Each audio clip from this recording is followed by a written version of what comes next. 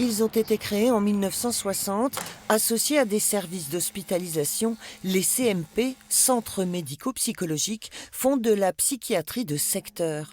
Services publics de proximité, ils sont ouverts à tout adulte souffrant de difficultés psychiques. Mission première, l'accueil. Particularité, une prise en charge pluridisciplinaire. Le constat qui a été fait pendant toutes ces années par les gens qui travaillent en psychiatrie, c'est qu'il y a des personnes qui vont se confier un petit bout avec quelqu'un de leur histoire, confier un autre petit bout avec quelqu'un d'autre, confier un autre... Et finalement, c'est pas tant nos statuts qui comptent que le fait qu'on soit ensemble et qu'on soit plusieurs.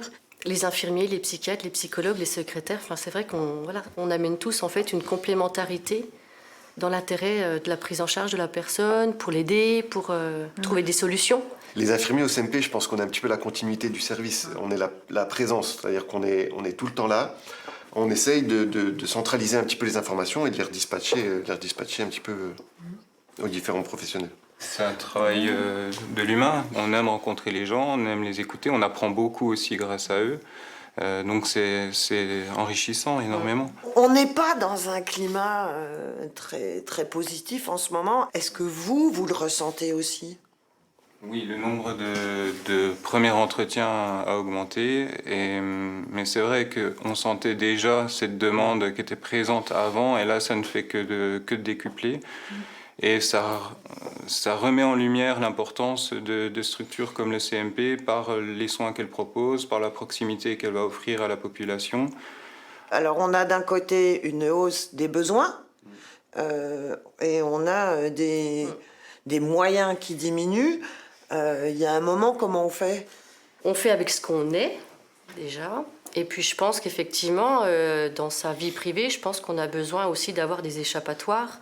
Il y a le manque de moyens et puis il y a surtout le gouffre entre les décisions imposées pour la santé, pour la psychiatrie et la réalité du travail de terrain. Il y a de plus en plus d'experts qui ne sont pas soignants, qui prennent des décisions politiques très importantes qui ont des conséquences sur le travail qu'on fait tous les jours, qui ne connaissent pas, qui n'ont aucune idée de ce qu'on fait, mais qui nous disent « c'est comme ça qu'il faut faire pour bien travailler ». La psychiatrie n'est pas juste abandonnée. Vous avez peu de moyens, puis en plus on va vous dire comment il faut les utiliser. On vous impose des choses. Parce qu'on sait mieux que vous qui êtes tous les jours les mains dans le cambouis, quoi.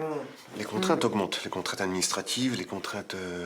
on justifie de tout ce qu'on fait maintenant. On est toujours en train de tracer, de vérifier si on est bien dans les règles. Là je parle globalement, pas seulement au CMP, mais globalement aussi dans les services... Voilà, de plus en plus de contraintes. Et puis, on met de plus en plus une charge sécuritaire à la psychiatrie. On peut le voir dans les médias, à stigmatiser les patients psychiatriques. Donc, du coup, on est soumis à régulièrement une réorganisation pour justifier le travail qu'on fait, pour couvrir l'hôpital, etc. Et tout ça se fait au détriment du patient et au détriment du cœur de notre métier, qui est du coup l'écoute, l'attention qu'on va leur porter. Vous êtes inquiet quant à la suite ? On est quand même le filet de sécurité parce qu'on est l'hôpital public, parce qu'on défend les valeurs de l'accueil inconditionnel. Quand on voit qu'un patient arrive à libérer sa parole, qui va nous dire qu'il arrive à aller mieux, tout simplement, là on se dit que ça a du sens. Travailler 2 ans de plus, ça vous inspire quoi ? Moi, pour l'instant, je me pose pas trop la question. Parce qu'on a encore pas mal d'années encore à travailler et je me dis que d'ici dans 5 ans, 10 ans, il y aura encore de nouvelles réformes. Est-ce que les lieux dans lesquels on travaille seront encore là dans 25 ans ? Moi, c'est plutôt cette question-là aujourd'hui que je me pose. C'est vrai que notre métier est animé par des valeurs d'engagement et travailler plus longtemps, moi, comme ça, sur le principe, c'est tellement d'accord avec des valeurs que je défends que, voilà, pourquoi pas, mais à quel prix, dans quelles conditions, on verra bien.